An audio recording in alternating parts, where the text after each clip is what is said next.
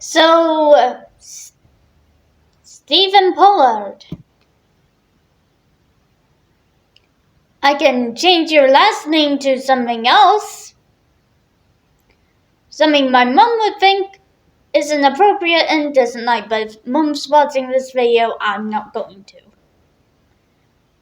And I'm referring to my mom specifically because, yeah, I'm gonna call this out. Now, this is a article from the Telegraph.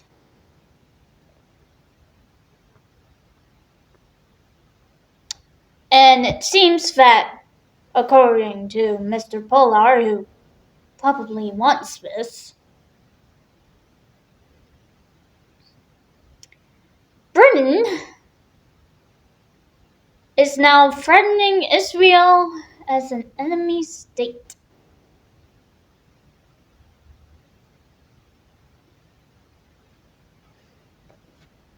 Again, I'm gonna, maybe just keep reading this article. Reading this article with a bit of scrutiny. After all, it's legacy media, and we all know how they tend to think. Violently. Anyway, the article goes as follows. Speaking at a press conference last week, in which he announced sanctions against Israel, Pedro Sanchez, the Spanish Prime Minister, bemoaned about not having any nuclear,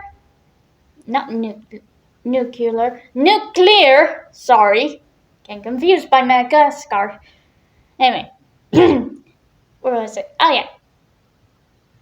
Pedro Sanchez, the Spanish Prime Minister, bemoaned not having any nuclear weapons because it meant he couldn't use them to threaten Israel.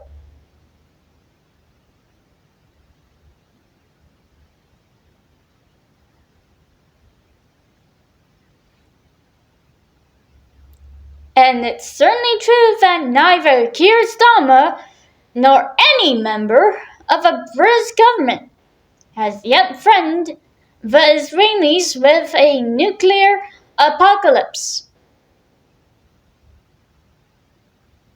Folks, I think it's best we keep it that way because accountability culture is here. Well, it's not here in the UK specifically, but it is in America. And I think it's best that we treat everyone with accountability culture.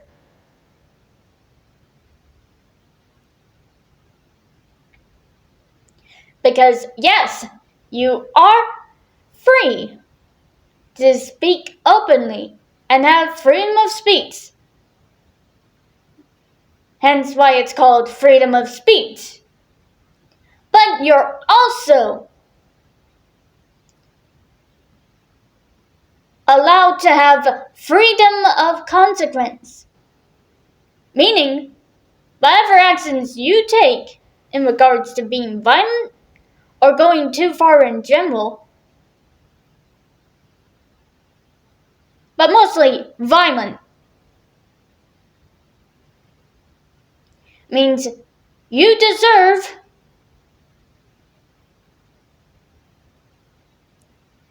to lose your job and be put behind bars. Okay, maybe you could clean the Walmart toilets if you live in the USA, at best. Alright? At best. You'll be able to clean toilets. But personally, if you're gonna be violent, you should not hold any position of power. And I'm not the only one who said that. WDW Pro said that as well. And honestly, I'm gonna have to agree with him on that. Violence should not mean you hold any position of power. Which is why I detest Starmer being Prime Minister. Because clearly, all he has been doing is wanting to bring this country into chaos and violence. Well, no more, I say. Anyway, the article carries on. But every week brings another example of how, under Labour, Israel is now being treated as an enemy state.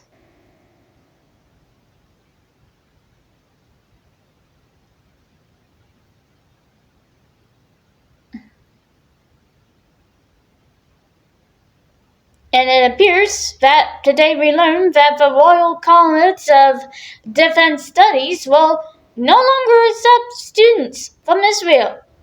For the first time, it's part Israeli since the nation's creation in 1948.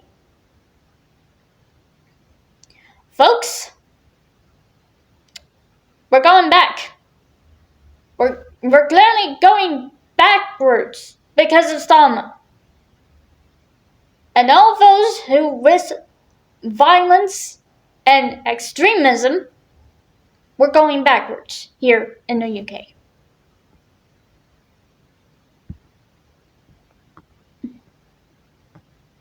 As Amir Brahm, the Director General of Israel's Defense Ministry, who once studied at the college, put it in a letter to the Ministry of Defense.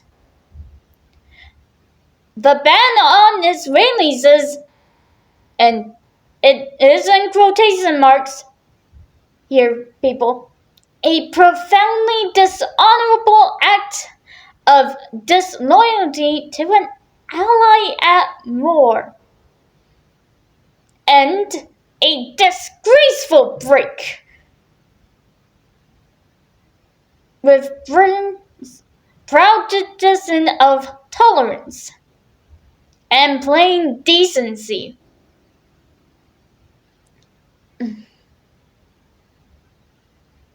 For decades, Israel has been a key ally to the UK and vice versa. Our military cooperation has been intense, to the huge benefit of both nations. And Israeli intelligence has been pivotal in preventing terror attacks here in the UK. But while no formal announcement has been made, it is clear that the government has decided from day one that those decades as allies are now over. Like I said, here's the thing. Our government is being run by literal extremists, Karens, and trap muffles who rest death upon innocent people. How many more Charlie Kirks? How many more Gandhis?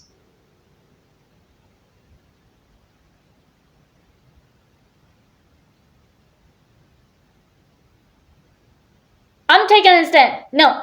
Accountability culture needs to come to the UK, and it needs to be brought as swiftly as possible so we can put people like Keir Starmer behind bars where they belong. They are far more disgusting and vile than any poison. In fact, their behavior is a cancer. And speaking of people want to force this cancerous behavior, I'll bring it up a notch. We need to consider companies like BlackRock as terrorist organizations. I'm done. Anyway, let's continue with this article, shall we?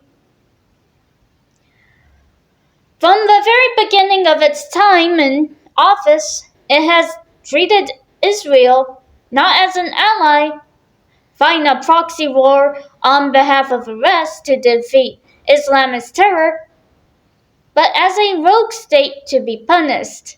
Within weeks, it restored UK taxpayer funding to UNRWA.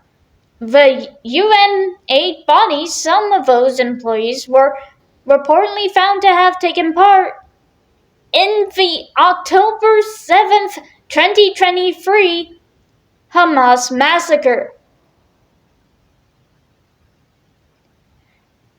It blocked the export of some arms to Israel, and it backed the ICC arrest warrants against, and I'm probably gonna be butchering names here, I'm sorry,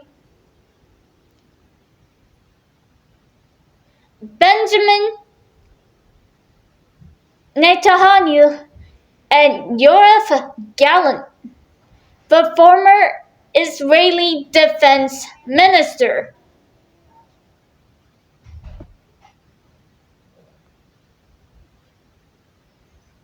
And most perniciously, in July, Sir Keir Starmer pledged to recognize a Palestinian state if there was no ceasefire in Gaza.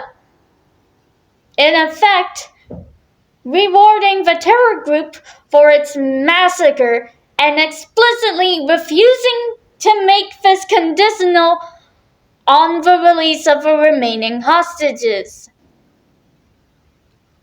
It is difficult to think of much more the government could do to signal that it regards Israel as a nation to be punished.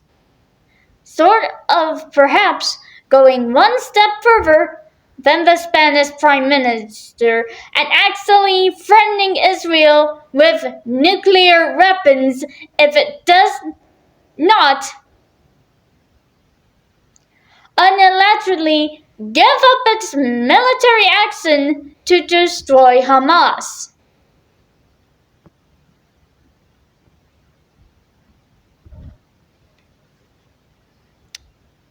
I'm just gonna say it. I think everyone's thinking it, so I'm just gonna say it. Hamas is a fucking death cult. Anyway. The Royal College of Defense Studies website makes it clear that Israel is no longer being treated as an ally by the government. It says that, quote unquote, we offer extensive training to our international allies. Since Israelis are no longer welcome, it is clear that they are no longer viewed as allies. None of this has come to a surprise, as we are going to see more of the same. Much attention is focused on how labor is under threat from reform, but not enough has been paid to the other side of the pincer movement, which is giving labor nightmares. The threat from some sectarian Muslim candidates.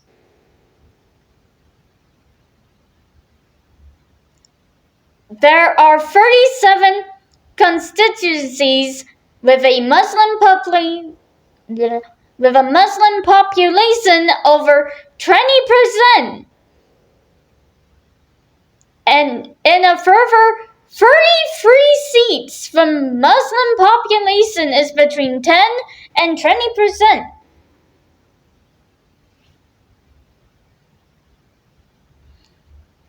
Labor's vote fell by over I got the number right there. I'm sorry, I thought I was wrong here.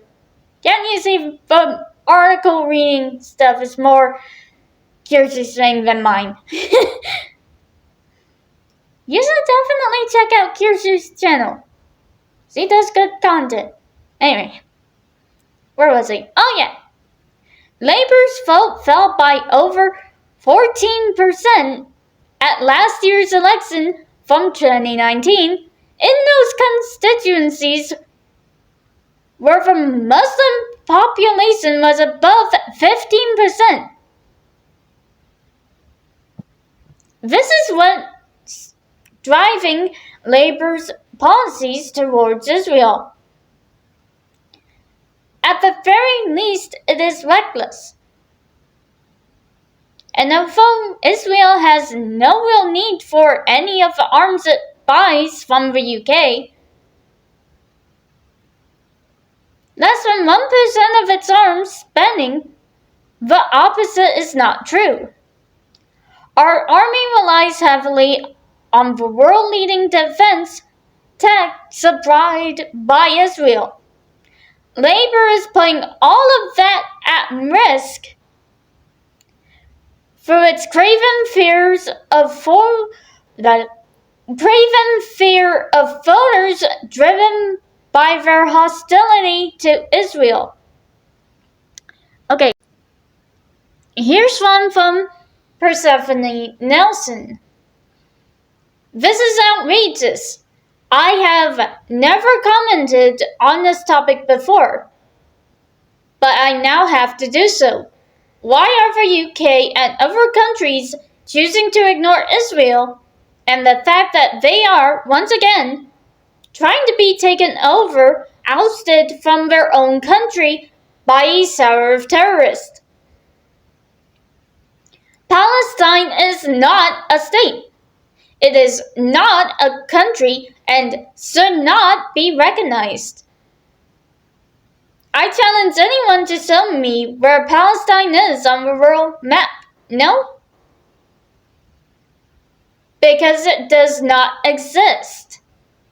It is a terrorist faculty that is causing death and destruction. Let's not give in to terrorism this way. Honestly, pretty based. And that's all I'm gonna have to say for today. Let me know what you guys think about this mess of a country so far and show your contempt towards, people who want to be more venomous than snakes in the comments below as well. Anyways, thank you guys so much for watching, and I'll see you all next time. Hi everyone, post-production Fortline here, and apparently YouTube has just rolled out a new hype feature, meaning that if you spend hype points or something, the video will get more discoverability. Honestly, I don't agree with it, unless it's to help people discover cheapy reviews or anyone else with valid points. Anyway, if you like this video, just like, comment, subscribe, and also share on other platforms the link to this video, because I do not trust the hype feature. Not at all.